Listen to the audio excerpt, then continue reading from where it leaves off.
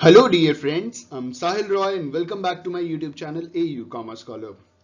Today we are going to cover insurance mock test part 7th, and in this video lecture we are going to cover next 25 questions on insurance from question number 151 to question number 175. These questions are important for all those candidates who are going to appear for BCom entrance exam, MCom entrance exam, CRET, NET, JRF, state eligibility test as well as for CTET. अगर ये video beneficial लगे तो like और comment जरूर कीजिएगा, और अगर आप इंश्योरेंस सब्जेक्ट पढ़ना चाहते हैं तो एक पूरी की पूरी प्लेलिस्ट बना रखी है, लिंक डिस्क्रिप्शन में मिलेगा, जहां पे 50 से ज्यादा वीडियोस आपको मिलेंगे। शुरुआत करते हैं आज के वीडियो लेक्चर की। हमारा पहला क्वेश्चन है क्वेश्चन नंबर 151। क्वेश्चन है हमारा, the life insurance corporation of India was formed in which year. सवाल पूछ रहे हैं कि LIC किस साल फॉर्म हुआ था। पहला ऑप्शन 1912, दूसरा ऑप्शन 1950, तीसरा ऑप्शन 1952 और चौथा ऑप्शन 1956। इस क्वेश्चन का सही आंसर है, life insurance corporation of India was formed in the year 1956। Option D is the correct answer for the given question. जो LIC है वो 1956 में फॉर्म हुआ था कंपनीज एक्ट के साथ। हमारा अगला क्वेश्चन, क्वेश्चन नंबर 152। क्वेश्चन है हमारा, what is the name of the satellite offices of life insurance corporation of India. सवाल पूछ रहे हैं कि life insurance corporation of India के सैटेलाइट ऑफिसेज के नाम क्या हैं। पहला ऑप्शन संपर्क, दूसरा ऑप्शन समाधान, तीसरा ऑप्शन संपूर्ण और चौथा ऑप्शन शताब्दी। इस क्वेश्चन का सही आंसर है, the name of satellite offices of life insurance corporation of India is Sampark. Option A is the correct answer for the given question. Satellite offices जो हैं LIC के, उनका नाम है संपर्क। संपर्क कंसिडर किया जाता है उनको। ठीक है, ऑप्शन ए एकदम सही जवाब। हमारा अगला क्वेश्चन, क्वेश्चन नंबर 153। क्वेश्चन है हमारा, where is the headquarters of life insurance corporation of India located. LIC का हेडक्वार्टर कहां लोकेटेड है। पहला ऑप्शन दिल्ली, दूसरा ऑप्शन पुणे, तीसरा ऑप्शन मुंबई और चौथा ऑप्शन चेन्नई।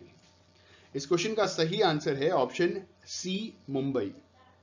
LIC का हेडक्वार्टर कहां है, मुंबई में। Option C Mumbai is the correct answer for the given question. हमारा अगला क्वेश्चन, क्वेश्चन नंबर 154। क्वेश्चन है हमारा, in which year life insurance business in India was nationalise. Bharat में किस साल लाइफ इंश्योरेंस बिजनेस नेशनलाइज हुआ था। पहला ऑप्शन 1956, दूसरा ऑप्शन 1958, तीसरा ऑप्शन 1960 और चौथा ऑप्शन 1966। इस क्वेश्चन का सही आंसर है ऑप्शन ए 1956। 1956 में लाइफ इंश्योरेंस बिजनेस इंडिया में नेशनलाइज हुआ था। Option A is the correct answer for the given question. हमारा अगला क्वेश्चन, क्वेश्चन नंबर 155। क्वेश्चन है हमारा, who is the present chairman and managing director of life insurance corporation of India. अभी present की अगर हम बात करें तो अप्रैल 2020 चल रहा है, और सवाल पूछ रहे हैं कि अभी प्रेजेंट में LIC के मैनेजिंग डायरेक्टर और चेयरमैन कौन है। पहला ऑप्शन के सनंत कुमार, दूसरा ऑप्शन MR कुमार, तीसरा ऑप्शन G श्रीनिवासन और चौथा ऑप्शन अतुल सहाय। इस क्वेश्चन का सही आंसर है ऑप्शन बी MR कुमार। अभी LIC के जो प्रेजेंट मैनेजिंग डायरेक्टर और चेयरमैन हैं वो हैं MR Kumar. Option B is the correct answer for the given question. लेकिन इस चीज पे ध्यान दीजिएगा कि अगर आप ये वीडियो आज से 2 साल 2021, 2022 या 2023 में जब आप देखेंगे तो इस क्वेश्चन का आंसर चेंज हो सकता है, क्योंकि उस टाइम हो सकता है कि जो मैनेजिंग डायरेक्टर हैं वो चेंज हो जाए। ठीक है, तो इस चीज पे ध्यान दीजिएगा। ऑप्शन बी फिलहाल तो सही। Question, question number 156। क्वेश्चन है हमारा, what is the slogan of life insurance corporation of India. Bharat का जो लाइफ इंश्योरेंस कॉर्पोरेशन है ना, उसका स्लोगन बताइए। पहला ऑप्शन एक शगुन जिंदगी के नाम, दूसरा option rest assured with us, तीसरा मुस्कुराते रहो और चौथा योगक्षेमम वहाम्याम। इस क्वेश्चन का सही आंसर ऑप्शन डी है, योगक्षेमम वहाम्याम is the slogan of life insurance corporation of India. हमारा अगला क्वेश्चन, क्वेश्चन नंबर 157। क्वेश्चन है हमारा, in which bank has life insurance corporation of India bought 51% stake recently? किस बैंक में LIC ने 51% स्टेक खरीदा है? मतलब वो LIC के एक हिसाब से सब्सिडियरी कंपनी बन गई है, सब्सिडियरी बैंक बन गया। पहला ऑप्शन HDFC बैंक, दूसरा ऑप्शन ICICI बैंक, तीसरा ऑप्शन IDBI बैंक और चौथा ऑप्शन IDFC बैंक। इस क्वेश्चन का सही आंसर है option C, IDBI bank. Life insurance corporation of India ने IDBI बैंक का 51% स्टेक खरीद लिया, वो स्टेक होल्डर बन गए, ठीक है। और जब IDBI बैंक इनका हो गया तो साथ ही साथ SIDBI, सिडबी भी इन्हीं का हो गया, क्योंकि सिडबी ऑलरेडी IDBI का सब्सिडियरी था। तो अगर LIC की अगर हम बात करें तो LIC के अब IDBI एक सब्सिडियरी बैंक है और साथ ही साथ सिडबी भी है। तो option C is the correct answer for the given question.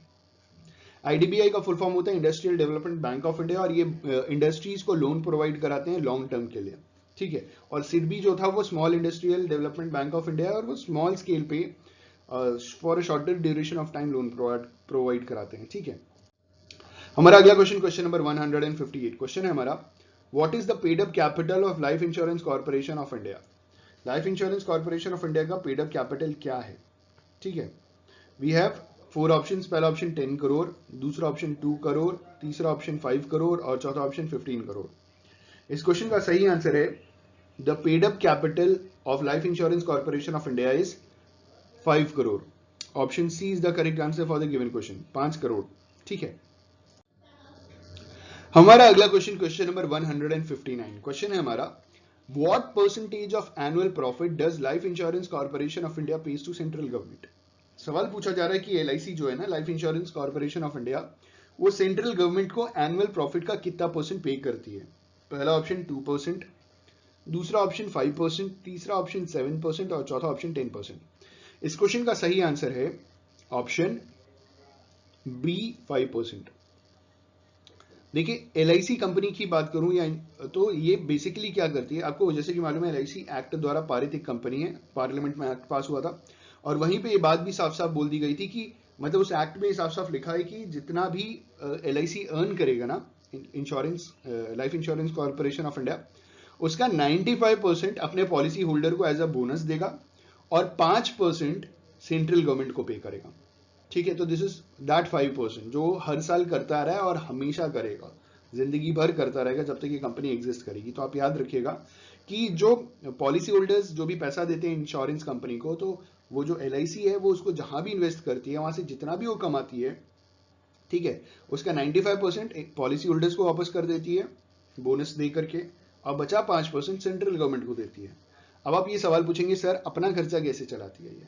देखिए अपना खर्चा चलाने के लिए इंश्योरेंस कंपनी जो प्रीमियम जमा करती है ना, उसमें लोडिंग चार्जेस लेती है, और लोडिंग चार्जेस में उनके खर्चे जुड़े होते हैं। वो पर 1000 25 रुपीज से लेकर के 35 रुपीज तक चार्ज करती है, और ये हर बार हर 1000 रुपए पे चार्ज किया जाता है, इसे लोडिंग चार्जेस कहते हैं।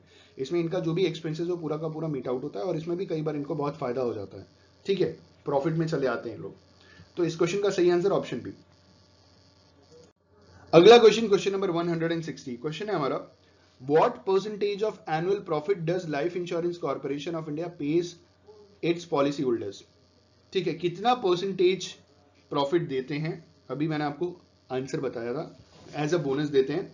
We have 4 options. पहला ऑप्शन 60%, दूसरा ऑप्शन 85%, तीसरा ऑप्शन 65% और चौथा ऑप्शन 95%। तो इस क्वेश्चन का सही आंसर आपको मालूम है 95%। Option D is the correct answer for the given question. 95% policy holder को वापस कर देंगे और 5% सेंट्रल गवर्नमेंट को पे करेंगे, ठीक है।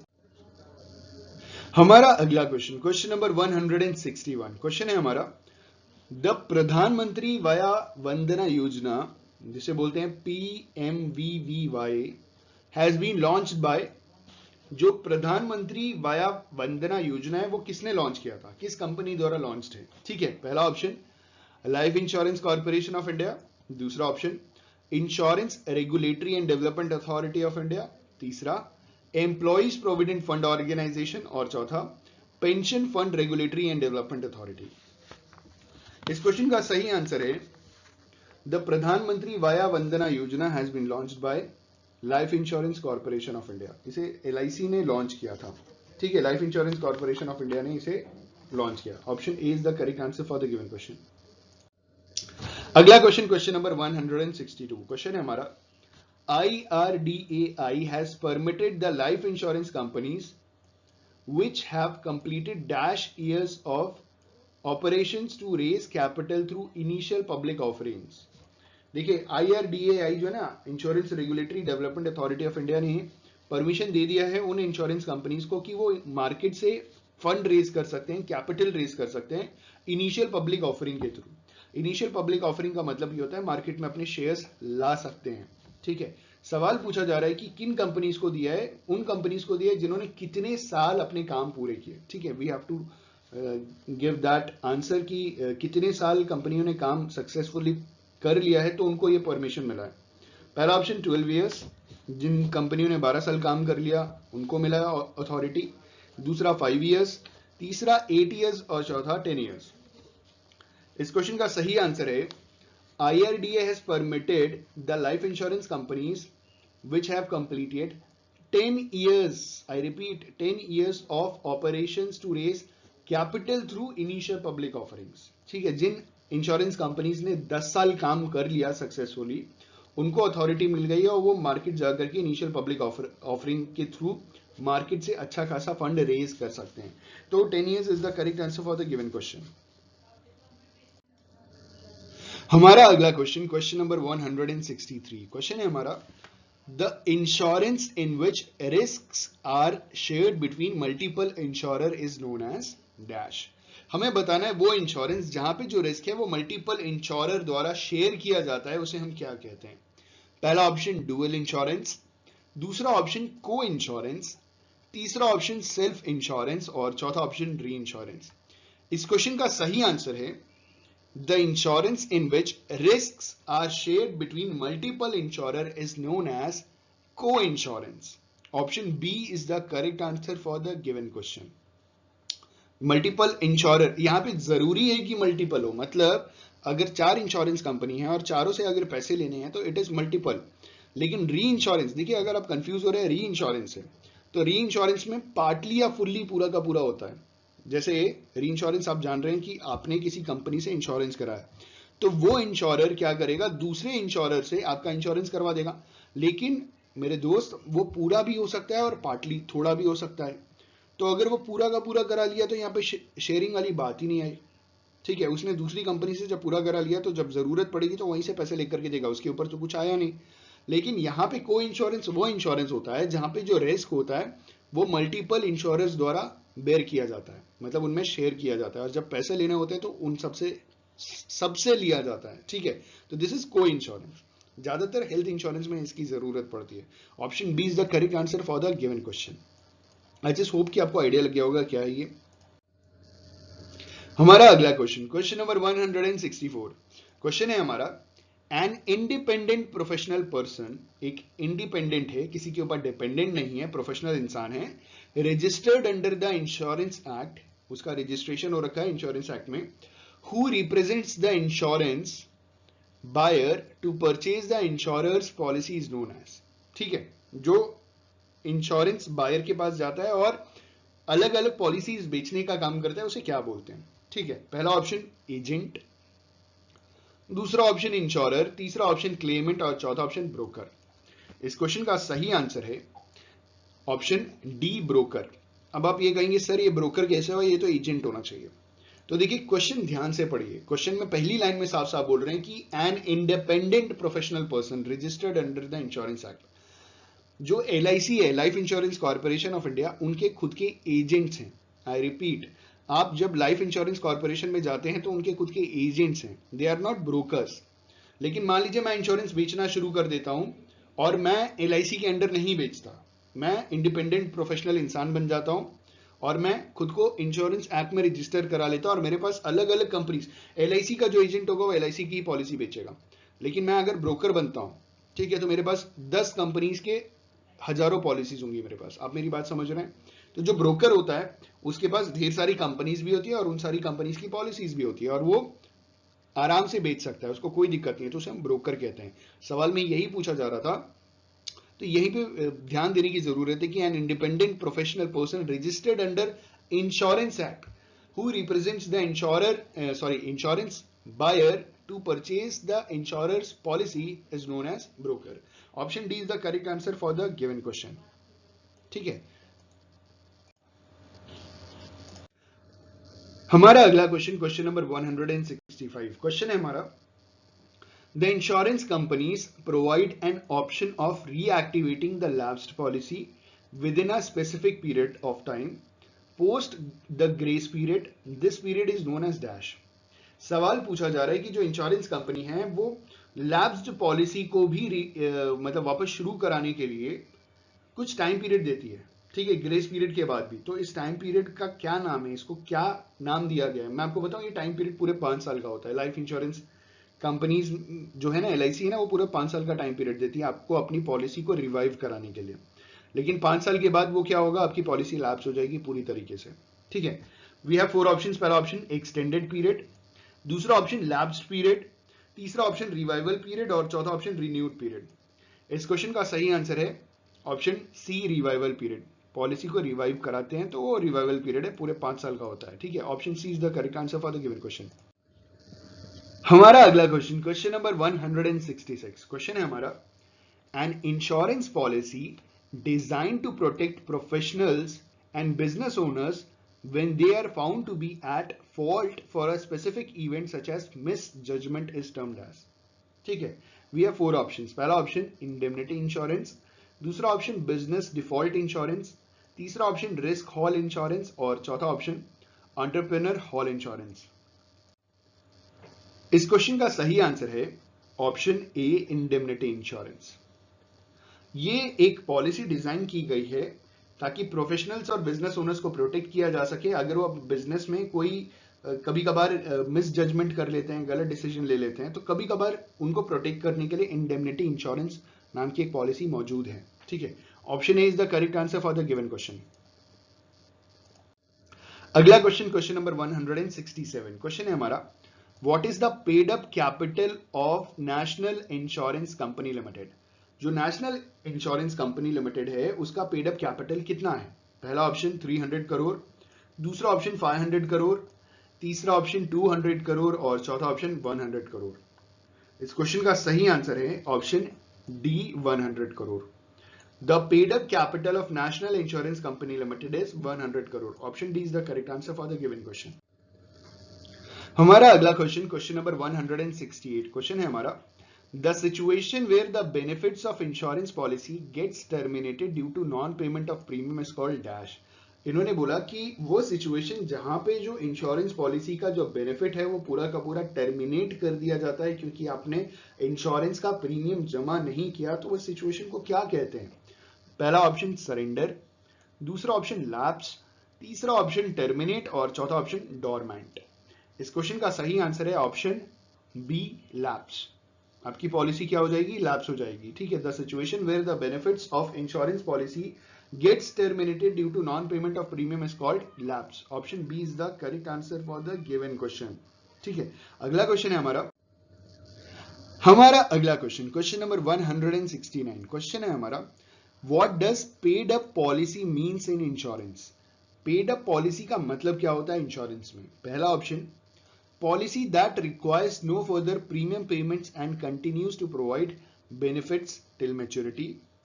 दूसरा option, policy that provides a life cover for a specific term. तीसरा option, policy for which the premium is paid in a single period together. और चौथा option, policy in which the premium gets reduced over a period of time and benefits will increase till maturity. इस question का सही answer है option A, policy that requires no further premium payments and continues to provide benefits till maturity is called paid up policy. ठीक है, इसे paid up कहते हैं. Option A is the correct answer for the given question. हमारा अगला question, question number 170. Question है हमारा, which among the following is an accidental insurance scheme. इनमें से कौन सा एक accidental insurance scheme है? ठीक है, we have 4 options. पहला ऑप्शन PMJJBY, इसका फुल फॉर्म मैं आपको बता दूं, इट इज प्रधानमंत्री जीवन ज्योति बीमा योजना. ठीक है, दूसरा ऑप्शन PMFBY, इसका फुल फॉर्म है प्रधानमंत्री फसल बीमा योजना. तीसरा ऑप्शन है PMSBY, इसका ऑप्शन है प्रधानमंत्री सुरक्षा बीमा योजना, और चौथा ऑप्शन है PMVVY, जिसका फुल फॉर्म है प्रधानमंत्री वाया वंदना योजना। सवाल पूछा जा रहा था कि इनमें से कौन सा एक एक्सीडेंटल इंश्योरेंस स्कीम है। तो इस क्वेश्चन का सही आंसर है ऑप्शन सी, PMSBY, जिसका फुल फॉर्म है Pradhan Mantri Suraksha Bima Yojana. Option C is the correct answer for the given question. हमारा अगला क्वेश्चन, क्वेश्चन नंबर 171, क्वेश्चन है हमारा which among the following options is not correct, इनमें से कौन सा ऑप्शन सही नहीं है।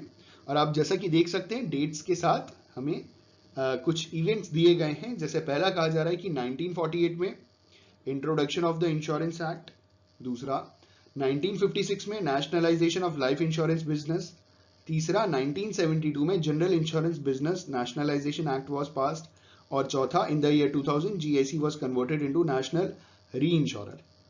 इस क्वेश्चन का सही आंसर है ऑप्शन ए। देखिए, introduction of the insurance act was passed in 1938, not in 1948। तो ये 48 नहीं होगा, 1938 होगा। तो इस हिसाब से ये गलत है। बाकी नीचे के तीनों सही हैं। सवाल में यही पूछा था कि इनमें से कौन सा स्टेटमेंट सही नहीं है, तो ऑप्शन ए सही नहीं है। 1948 की जगह 1938 होना चाहिए था। तो option A is the correct answer. अगला क्वेश्चन, क्वेश्चन नंबर 172, क्वेश्चन है हमारा the general insurance business nationalisation amendment act was passed in which year. पहला ऑप्शन 2000, दूसरा ऑप्शन 2002, तीसरा ऑप्शन 1999 और चौथा ऑप्शन 1998। इस क्वेश्चन का सही आंसर है option B 2002। The General Insurance Business Nationalization Amendment Act was passed in the year 2002. Option B is the correct answer for the given question. हमारा अगला क्वेश्चन, क्वेश्चन नंबर 173, क्वेश्चन है हमारा GIC was formed in pursuance of which section of General Insurance Business Nationalization Act, GIBNA। ठीक है, GIBNA is the acronym of General Insurance Business Nationalization Act। ठीक है, इन्होंने बोला कि किस सेक्शन में इसके बारे में लिखा है। पहला ऑप्शन है सेक्शन 8 सबसेक्शन 1, दूसरा ऑप्शन सेक्शन 7 सबसेक्शन 1, तीसरा सेक्शन 9 सबसेक्शन 1 और चौथा सेक्शन 2 सबसेक्शन 1। इस क्वेश्चन का सही आंसर है option C, section 9 subsection 1। GIC was formed in pursuance of section 9 subsection 1 of General Insurance Business Nationalization Act. Option C is the correct answer for the given question. GIC is General Insurance Corporation। आपको मालूम है ना, GIC का full form general insurance corporation. ठीक है, अगला question, हमारा अगला क्वेश्चन, क्वेश्चन नंबर 174, क्वेश्चन है हमारा GIC was founded on। पूछा जा रहा है डेट, आपको बताना है GIC कब फाउंड हुआ था। पहला ऑप्शन 1 जुलाई 1938, दूसरा 31 जनवरी 1994, तीसरा 25 अप्रैल 1959 और चौथा ऑप्शन 22 नवंबर 1972। इस क्वेश्चन का सही आंसर है ऑप्शन डी, 22 नवंबर 1972 को GIC फाउंड हुआ था। ठीक है, हमारा अगला क्वेश्चन, क्वेश्चन नंबर 175, क्वेश्चन है हमारा the general insurance corporation of India was incorporated as a private company under which act. जो general insurance corporation of India है वो as a private company incorporate हुई किस एक्ट के तहत। पहला ऑप्शन इंश्योरेंस एक्ट 1938, दूसरा option general insurance business nationalisation act 1972, तीसरा ऑप्शन कंपनीज एक्ट 1956 और चौथा option insurance regulatory and development authority act 1999। इस क्वेश्चन का सही आंसर है the general insurance corporation of India was incorporated as a private company under companies act 1956। Option C is the correct answer for the given question. जो GIC है वो companies act 1956 द्वारा as a private company incorporate हुई थी। ठीक है, आई just hope and believe कि ये 25 क्वेश्चन बहुत बेनिफिशियल रहे होंगे, बहुत कुछ सीखने को मिला होगा। वीडियो पसंद आए, बेनिफिशियल लगे तो लाइक और कमेंट और सब्सक्राइब करना ना भूलें हमारे चैनल को। Thank you so much, have a good day, all the best for your examinations.